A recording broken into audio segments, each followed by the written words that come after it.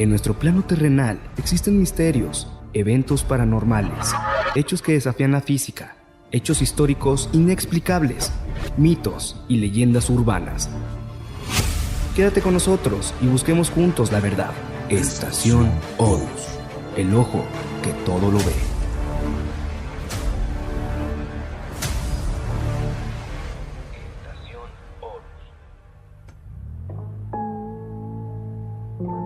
¿Qué tal? Buenas noches, soy Poncho Carrillo y estás en Estación Horus. Ya sabes, pues este programa es el espacio ideal para ti, pues en él podrás ser oyente de temas paranormales, ovnis, fenómenos sociales, datos curiosos y muchos temas cuestionados por el ser humano. En el presente programa hablaremos sobre los incontables acercamientos a la extinción de la raza humana. ¿Sabes cuántas veces estuvimos al borde de la extinción, inclusive en la actualidad? ¿Cómo pudimos sobrevivir a ello? ¿Qué pasaría si realmente iniciara una extinción del 100% de probabilidad en nosotros, los humanos? ¿Existiría algún cambio? ¿Volveríamos a aparecer comenzando desde cero? ¿Estamos preparados para llevar a cabo una extinción?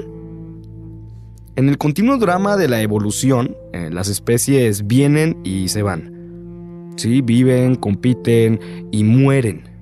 La extinción es la desaparición de una especie. Podríamos decir que la especie tiene una fecha de nacimiento y durante un tiempo se extingue y desaparece. Dentro del 90 al 95% de las especies en el planeta se han extinguido. En términos generales, una especie se extingue después de unos 4 millones de años de existencia. Puede tardar poco tiempo, incluso se puede tardar mucho más, pero todo forma parte del proceso normal de la extinción. La extinción siempre está ahí, siempre está sucediendo. Las condiciones cambian, aparecen nuevos depredadores, quizá cambia el clima, cambios geológicos o como consecuencia una especie determinada no puede vivir o no puede seguir viviendo y se extingue. La extinción de especies que no pueden adaptarse o competir abren oportunidades a nuevas especies. Nuevas formas de vida en un ciclo constante, de manera que la evolución y la extinción están perfectamente equilibradas. Pero, ¿qué ocurre cuando un catástrofe de escala planetaria aniquila a un gran número de especies en una gran extinción masiva? El juego de la evolución cambia un poco cuando se producen estos casos de extinción masiva. De repente es como un nuevo comienzo, y fue uno de esos sucesos o uno de esos nuevos comienzos el responsable de nuestra existencia, después de una extinción masiva que se data de hace aproximadamente 65 millones de años atrás. Ahora puede que seamos nosotros la causante de la siguiente extinción.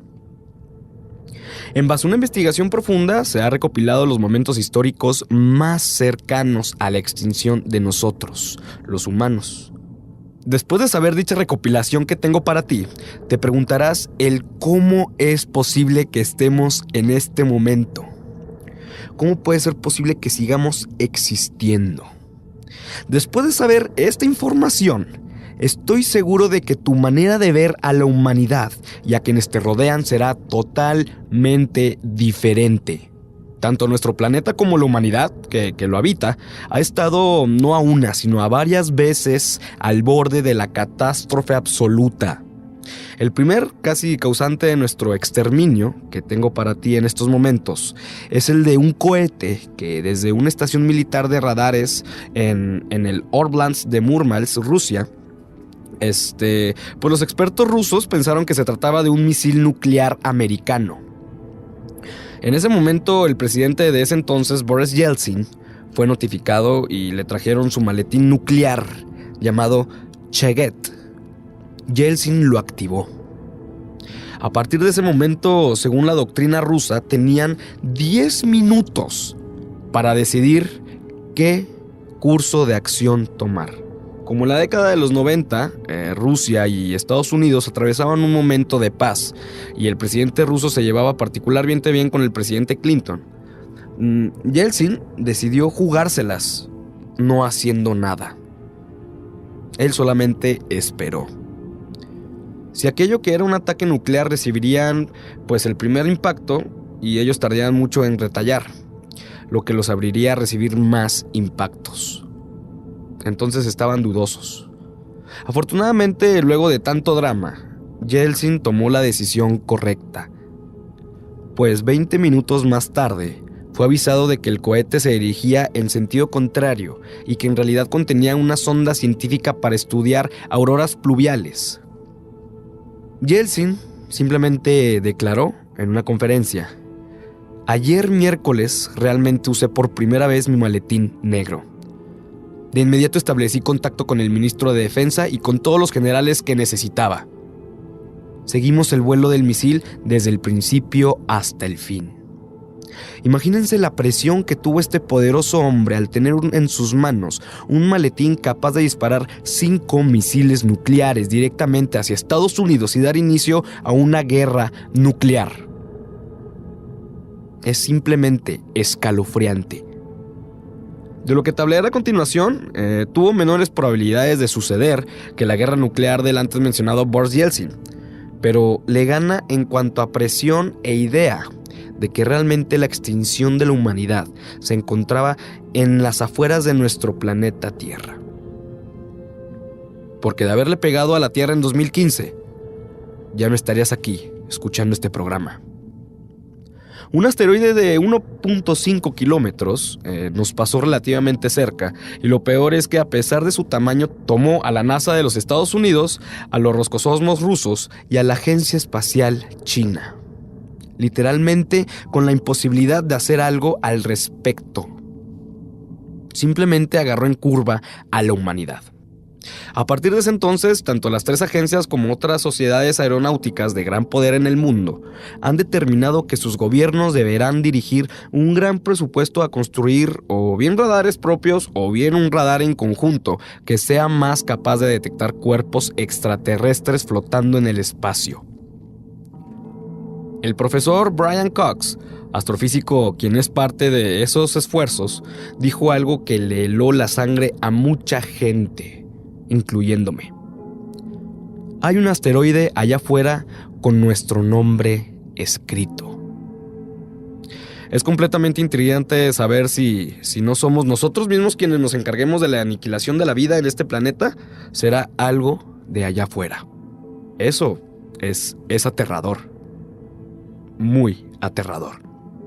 Dejando a un lado el espacio extraterrestre, también hemos sido testigos de una de las muchas pandemias registradas en la historia de la humanidad, que casi, de manera fatal, pudre a la humanidad literalmente.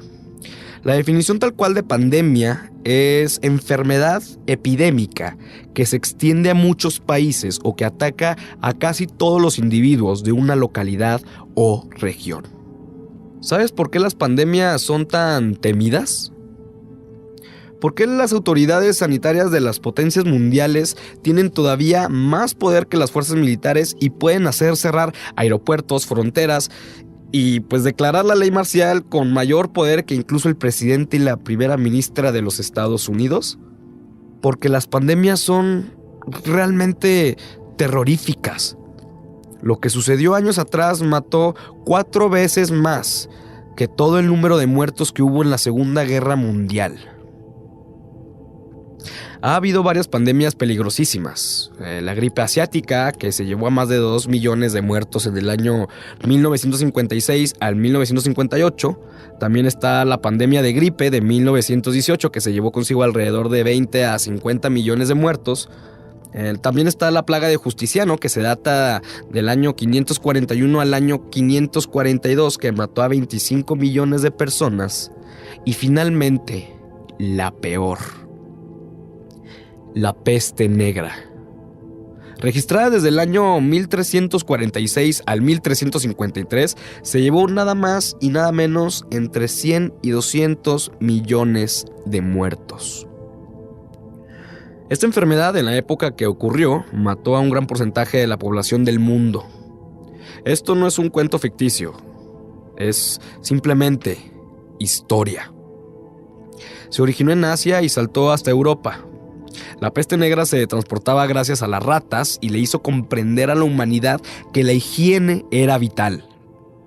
Devastó por completo a Europa y casi siguió a África y a Asia. Las autoridades del mundo no quieren ni imaginar que algo similar ocurra en la actualidad. Una peste negra moderna mataría a muchas más de 200 millones de personas fácilmente. Realmente lo que nos salvó de aquel suceso fue la falta de medios de transporte capaces de viajar por países en cuestión de horas como lo hacemos actualmente. Ellos contaban con transportes lentos e imposibilitó su expansión total. ¿Se imaginan la rapidez con la que actualmente se esparcería una enfermedad mortal? ¿Un virus? Por eso es importante una buena higiene y un cuidado cauteloso de la salud con ayuda de sustancias que repelen y con suerte eliminan virus mortales en el cuerpo humano. El mundo simplemente sería sumergido en caos absoluto si algo así pasara otra vez. Dejando a un lado las enfermedades, los virus y pues la peste negra que literalmente pudrió gran parte del planeta Tierra en los humanos. Por lo general, en la cultura los héroes son siempre americanos o últimamente chinos. Pero quizás la única persona de la vida real que se equipara y probablemente recupere a muchos, supere a muchos personajes de ficción, fue un ruso llamado Stanislav Petrov. Petrov era un teniente coronel soviético de hace muchos años atrás, el cual, pues un día, el radar más importante del país de Rusia, llamado Oko, que en español se traduce como ojo, detectó un lanzamiento nuclear desde Estados Unidos, seguido a los pocos segundos por otros 5 misiles más. Dado que se trataba del sistema radar de la Unión Soviética para detectar ataques nucleares, todo el Estado Mayor soviético entró en pánico. Un misil nuclear es una cosa, o era una cosa.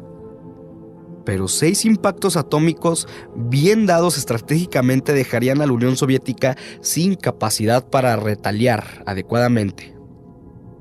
En pocas palabras, serían casi completamente obliterados, destruidos, aniquilados.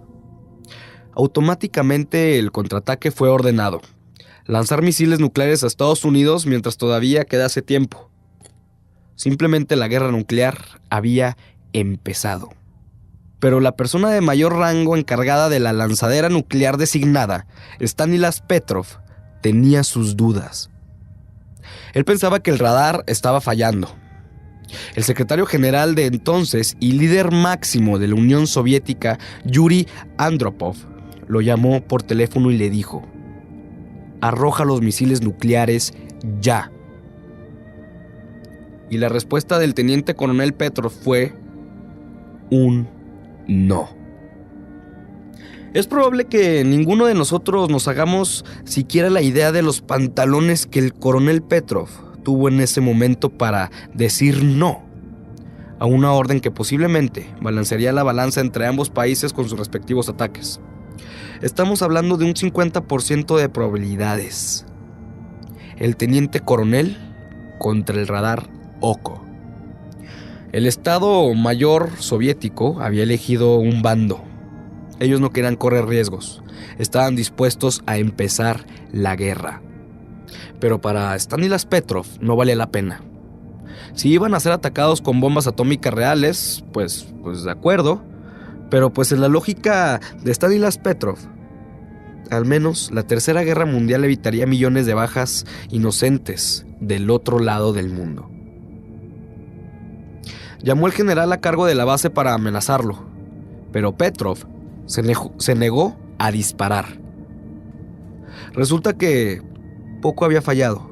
La corazonada de Petrov fue cierta. ¿Qué hacer con un teniente coronel que desobedeció a nada más y nada menos que al secretario Andropov Yuri? ¿Castigarlo? Pero si el tipo había tenido razón, era un héroe. Pero era uno que dejaría en ridículo al Estado Mayor. Simplemente le dieron de baja poco tiempo después y afortunadamente la historia de Stanislav Petrov surgió después por parte de militares que con mucho honor hasta el día de hoy, después de su muerte natural, lo recuerdan como lo que fue, uno de los mayores héroes del siglo XX. Y una de las cosas más interesantes que dice el actual mando ruso, Vladimir Putin, es esta. Si lo mismo hubiera pasado o hubiera sucedido en Estados Unidos, ellos solo habrían dudado un segundo en destruir a la otra mitad del mundo.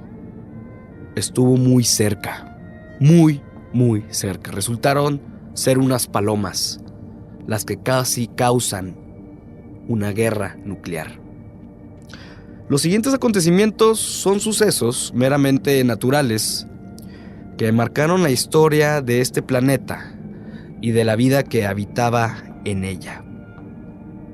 Hasta ahora había posibilidades de que en el peor de los casos hubiese gente, poblaciones enteras, de hecho, que sobrevivieran a la hecatombe, suceso trágico en el que se produce una gran destrucción y muchas desgracias humanas y materiales. Pero ahora hablamos de aniquilación. La ropa tiene una historia muy interesante dentro de los seres humanos. Hoy en día representa elegancia, estatus social y más. Pero nosotros, los humanos, comenzamos a usarla por necesidad. Hace 120,000 años terminó la última era de hielo, una que a la humanidad le tocó vivir y milagrosamente sobrevivió. No era agradable ser humano en aquel entonces. La cosa no estaba para nada fácil. Incluso con ropa adecuada, salir a temperaturas de menos 60 grados es casi imposible. Si te expones mucho tiempo, se te caen a pedazos los oídos, la nariz, los labios y hasta puedes perder tus dedos. Simplemente te congelas. ¿Cómo se las habrán arreglado, pues, el ser humano primitivo para tolerar noches de menos 80 grados en la semi-intemperie? Si lo piensas bien, es increíble que hayamos sobrevivido.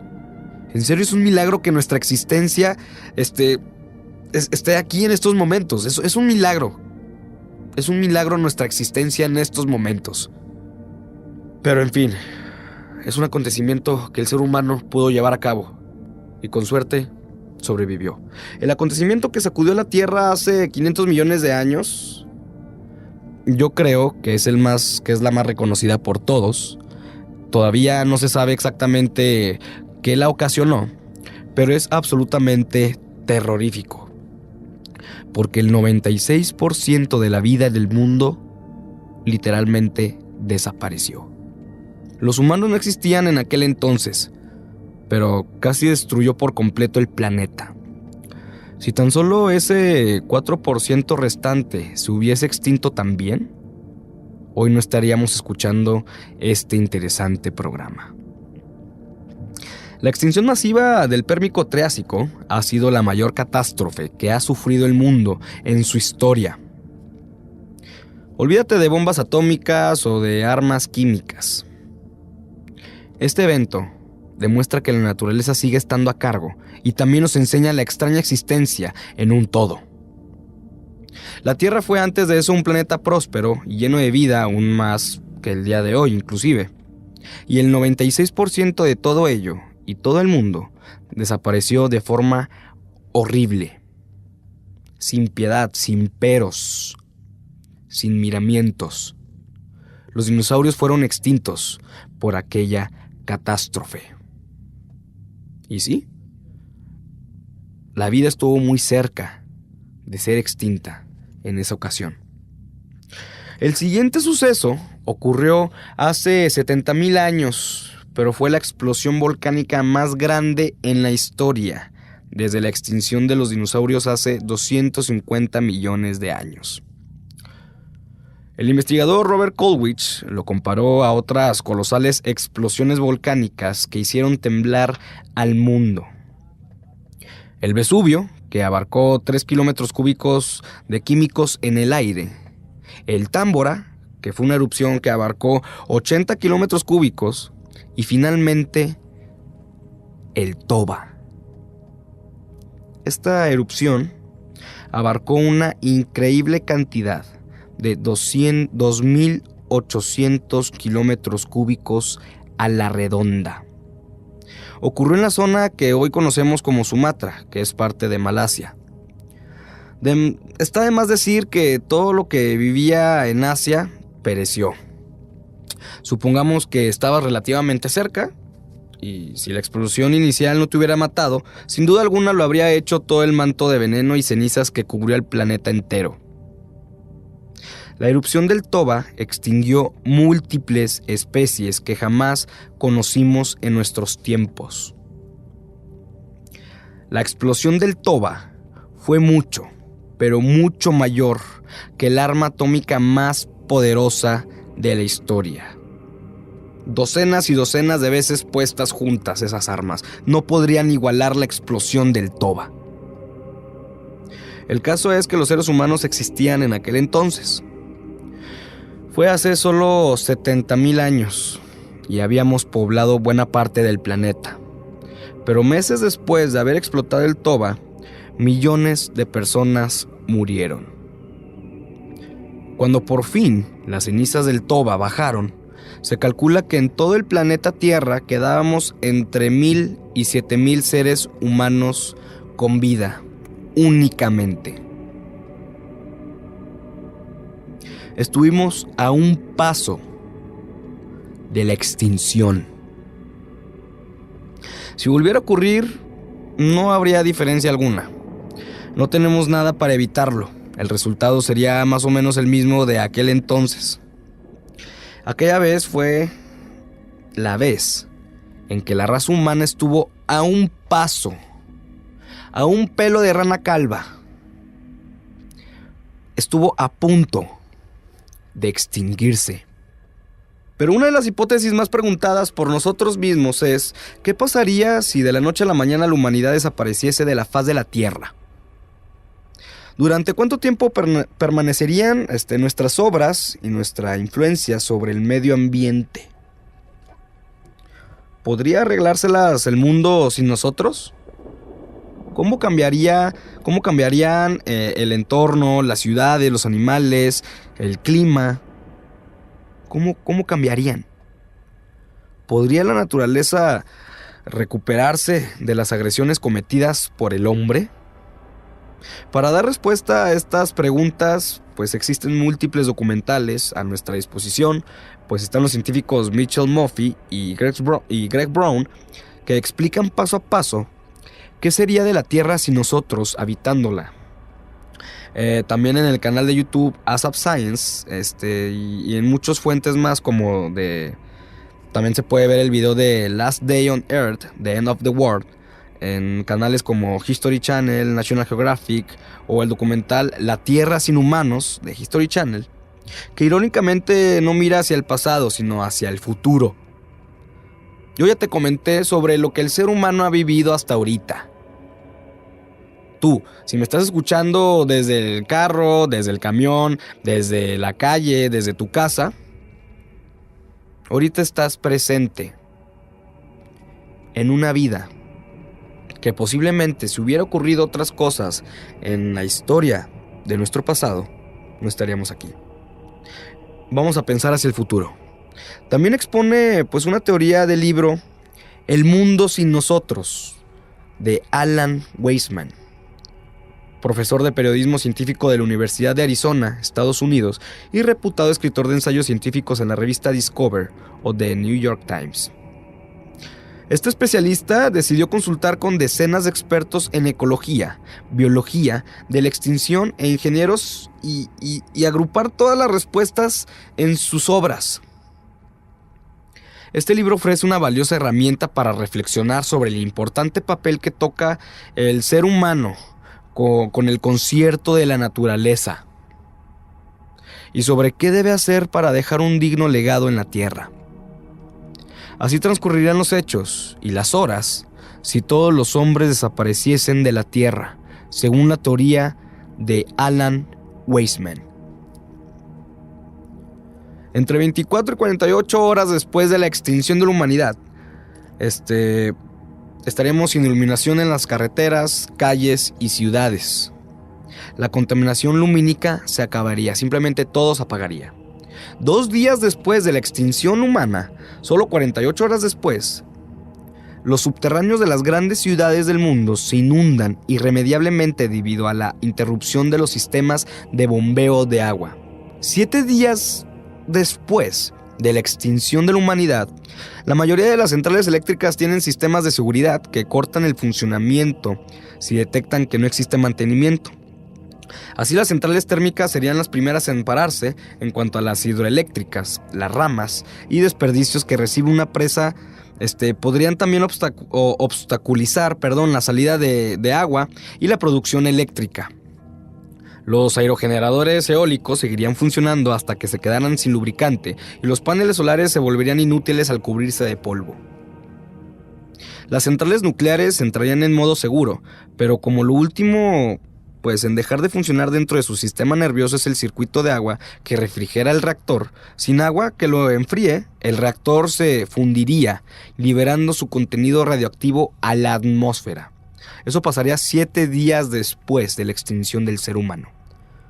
10 días después de la extinción del ser humano, ¿qué es lo que pasaría? Las primeras víctimas son muy familiares: vacas, toros, bueyes, cerdos, gallinas, cabras, ovejas. Después de 10 días, las mascotas encerradas en las casas de sus amos morirían de hambre o de deshidratación. 1,000 millones de pollos y millones de vacas y otros animales de granja fallecerían, producto de la falta de alimentación. Aquellos que logren liberarse se enfrentarán en una lucha sin cuartel por la supervivencia del mismo. 3 meses después de la extinción de la humanidad, la polución atmosférica, que es nitrógeno y óxidos de azufre, se van reduciendo. Y así se mantiene durante completar un año. Un año después de la extinción de los seres humanos, los animales comienzan a regresar lentamente a las inmediaciones de las centrales nucleares, incendiadas o derretidas. A medida que desciende la radiación, los satélites artificiales, los satélites artificiales comienzan a precipitarse sobre la Tierra. El pavimento de las calles se llena de grietas y de ellas emergen plantas y musgos. Tras unos cuantos años, árboles, como muchas especies capaces de crecer entre las raíces, estarían inundando las carreteras y las calles del planeta entero. 10 años después de la extinción de la humanidad. Por falta de calor, revientan las tuberías de las ciudades de las regiones más frías, como Rusia, por ejemplo. Los escapes de gas provocan incendios que solo podrían apagarse con las lluvias. Los edificios comienzan a crujir, aparecen grietas y las estructuras se vuelven inestables. El proceso destructivo empieza en los hechos y los edificios de los grandes museos puede que duren un poco más, pero quizá 2 siglos o después, aunque inevitablemente el agua, la humedad y las materias orgánicas son un caldo perfecto para la explosión de las bacterias, sin duda alguna las personas que se encargaran de su cuidado, las obras de arte acabarían por desaparecer, ya que estas bacterias se lo comerían completamente. ¿Qué pasaría si pasaran 7,2 millones de años? Muchos químicos tóxicos producidos por los seres humanos, el PCB, dioxinas, etc., todavía conservarían su poder mortal. 3,000 millones de años después de la extinción de la humanidad. La vida persiste sobre la Tierra, aunque de formas que ni siquiera somos capaces de imaginar. ¿Qué pasaría si para toda la eternidad el ser humano se extinguiera? Los fragmentos de las comunicaciones de radio y televisión, transmitidas por la humanidad durante su breve paso por el planeta Tierra, continúan viajando a través del espacio como única huella de nuestra remota existencia. Muchas gracias por escucharnos en esta transmisión. Y recuerden seguirnos y contactarnos en la página oficial de Facebook, Frecuencia WAL. Y antes de que nos extingamos, no se te olvide que me puedes escuchar todos los viernes a las 8 de la noche en el 98.7 FM. Yo soy Poncho Carrillo y esto fue Estación Horus.